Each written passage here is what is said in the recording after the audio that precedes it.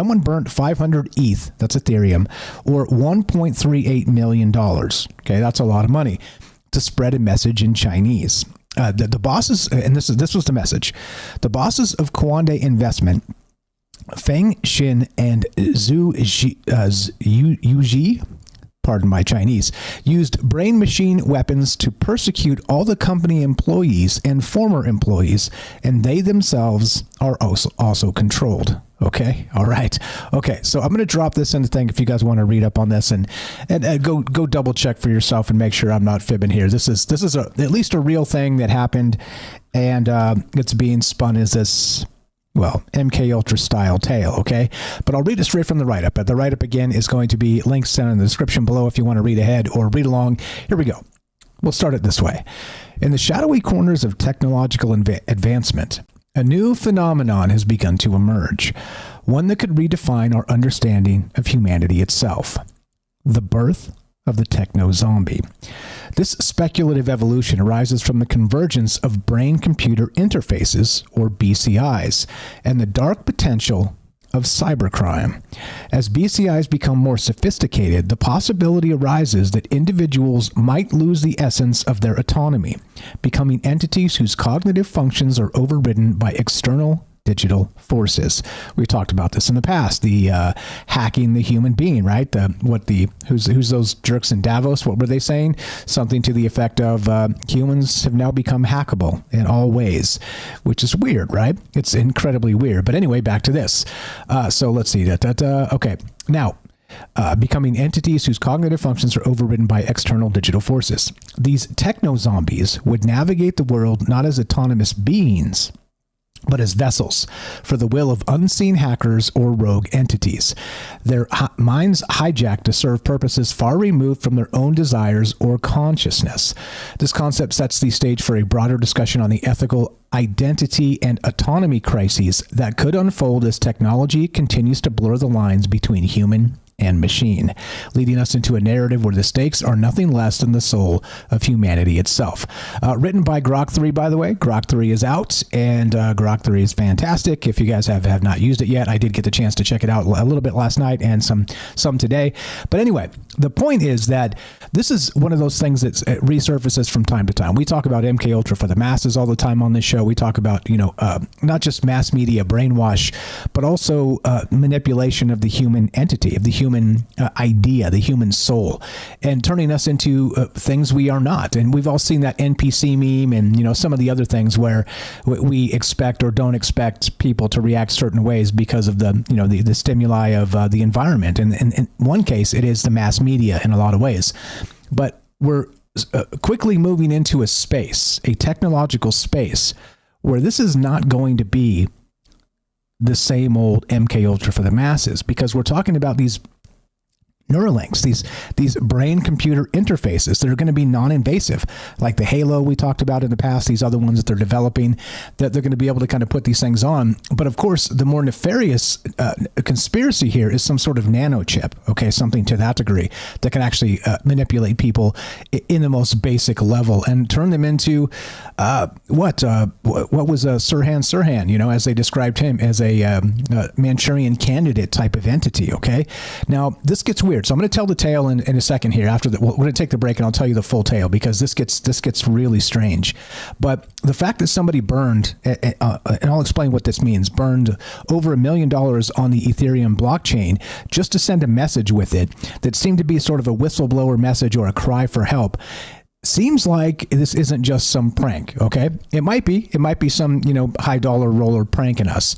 However, like I said, the larger conversation persists in that maybe, just maybe, there's something to the idea of these techno zombies. Ethereum wallet burns 500 ETH to spread ominous warning about Kwande investments. I may not be saying that right. It's spelled Kuande.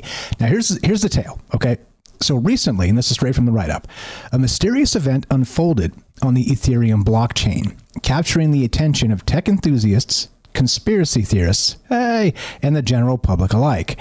An Ethereum wallet linked to an individual named Hulezi, that's Hulezhi, executed a series of transactions that were anything but ordinary. In a dramatic display, Hugh Lazy burned 33 Ethereum.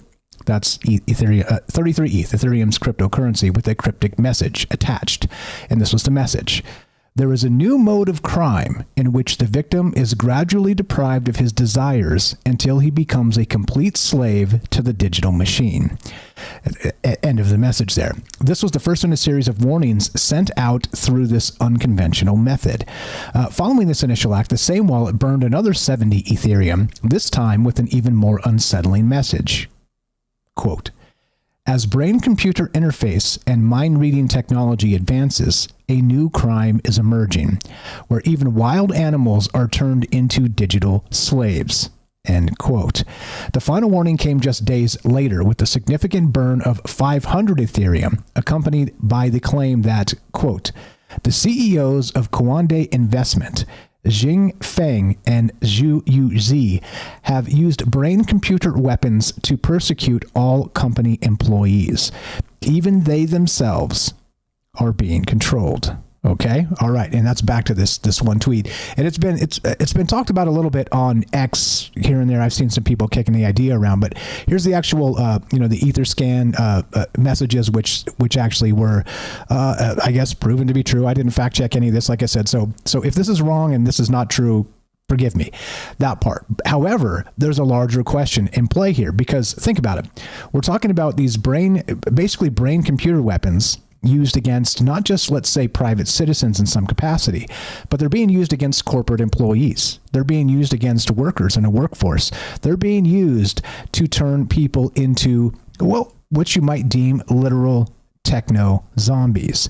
And of course, that would mean a lot of things. A lot of things are in play here. And like I said, when we started here tonight, is that the MK Ultra stuff is certainly one of those things that's been delved deeply, and not just, let's say, definitely recently, because we've got a lot of technological advances in the last 10 years. However, this goes back to, again, World War II. This goes back before that. And people always trying to control the minds of others. And there's a lot of ways. Again, LSD, there's a lot of these psychotropic drugs they've talked about recently. There's a whole bunch of these things that have been utilized, tested, and in some cases confirmed to be able to create the ultimate Manchurian candidate style entity, the unknowing participant in something that they don't even realize they're part of, and they basically lose their identity in some way. And in the classic Manchurian candidate setup, it's that they seed these ideas, they feed them into their mind to be some sort of covert assassin, something to that degree, and they wake them up with code words or code tones or signals or things like this, right? Or maybe they slip something into their drink or their food or whatever that kind of wakes them up in a moment, based on their schedules, because of course they're going to know their schedules. But you get the idea. So their normal self, and then suddenly you flick a switch and they become, monsters. They become techno zombies. They become something else. Okay. And that fits perfectly into this, except this is the new version of this, which is, of course, the techno version, and the techno version of MK Ultra for the masses. And even more terrifying is the fact that it's in a workplace, and they're basically, it looks like they burned over $1 million. Again, $1.38 million was that last message that they burned. Now, what does that mean? So here we go. Let me explain what that means. To understand the gravity of these actions, this is straight from the write-up, it's important to grasp what burning cryptocurrency means. In blockchain terminology, burning cryptocurrency involves sending it to an address where it can never be spent or accessed again, effectively removing it from circulation. This act is often used as a form of protest, a way to draw attention to an issue, or in this case, to send a message with significant financial sacrifice. Hugh Lazy's actions, which involved burning over 10% of Tuvalu's GDP in ETH value, were not just financial transactions. They were a loud digital cry for attention to what he perceives as a dire situation. Now back to what the message he was trying to get out. Once again, read this thing. It's nuts. As the brain-computer interface and mind-reading technology keeps developing, there is a new mode of crime in which wild animals become puppets or complete slaves to the digital machine. Okay? All right. Wild animals. Are we wild animals? I think in some capacity, right? We're wild animals. We're autonomous entities. We do what we want to do for the most part, right? At least we deem it to be so. We believe it, right? But then this turns all of that on its head. And so this was the first of the messages a couple days back, right? But then the plot thickens. I'm going to read this again. The second one. There is a new mode of crime in which the victim is gradually deprived of his senses of desire until he becomes a complete slave to the digital machine. And if one day I become a victim of the final stage, I will leave the world. That's the full message here. Again, I didn't fact check the Chinese, so if anybody reads Mandarin or wants to screenshot this or whatever and run it through an LLM, I would say, yeah, hell yeah, why not, right? Fact check this, make sure at least that's what it says, because I don't know. But like I said, I'm not a fact checker. I am a talk show host. It's very different. In any case, so if this is true, and that becomes the question. Remember, there's no truth to be found here. But if this is true, and if they have these sort of corporates, what would you call it? A way to control corporate entities, okay? Workers within a job.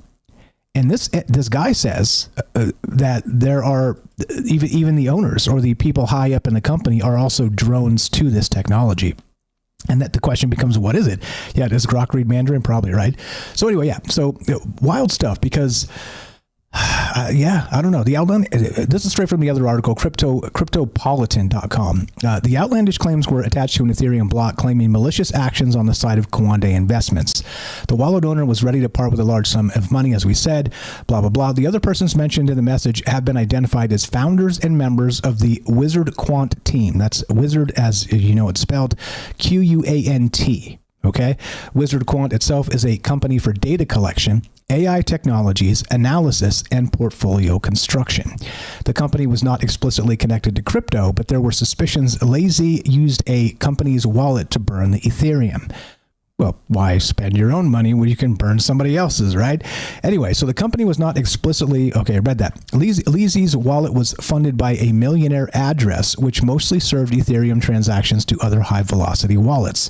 Now, like I said, it's basically taking $1.3 million and setting it on fire, okay, in some form of protest to get somebody to notice it on the blockchain, on the Ethereum blockchain, and say, why would somebody just burn over $1 million for no apparent reason? But it does give gravitas to the accusation, okay? Unless, of course, it was some sort of corporate sabotage from the inside and, maybe they're justifying, you see how my conspiracy mind works. Maybe they're justifying it by saying these guys are devil dogs or whatever, and I'm gonna burn their Ethereum or something. I don't know. Anyway, but you get the idea. So the question for tonight, as we get into this, is it possible that there are, let's say, clandestine programs that are already out there that are creating and building these techno zombies, which in the old ways, it was the Manchurian Candidate. It was MK Ultra. It was MK Ultra for the masses, as we'd like to talk about with mass media and this type of thing. But beyond that, they're talking about other things. They're talking about actual, controlling employees down to the level of their full autonomy. They're talking about people being controlled from the top down and all of them together as, well, these things, that's the only term I could think of was techno zombie. Okay. And does it make sense? So anyways, the messages suggest a dark narrative involving brain computer interfaces, or these BCIs, technologies that allow for direct communication pathways between the brain and an external device. While these BCIs are currently explored for medical and enhancement purposes, Hugh Luzay's warning hint at a misuse where these interfaces could be weaponized for control, turning individuals and even animals, as he described in the message there, wild animals, into what he describes as digital slaves. Strange, no? All this reeks of something. There's something happening here, and I don't know if it's true or if there's streaks of truth within. You get it? Sprinkles of truth dust in there. I'm not sure. Or maybe there's something larger at play. Nobody really knows, of course, unless you're on the inside of this. But the idea of that digital slave kind of comes into play in a lot of ways. This mirrors our idea of what we're about to build, what's about to become ubiquitous, as we're told, in the human aspect. It's going to be these robots. We're going to be dealing with, as they say, in 15 years, there's going to be as many robots as there are humans on the planet. And then in 20 or 25 years, there's going to be 3 robots for every human type of thing. Okay. And we're not talking toasters or smart refrigerators. We're talking fully autonomous, walking around, arms and legs, maybe tentacles. Who knows what these things are going to look like in 10 years, but actual true robots.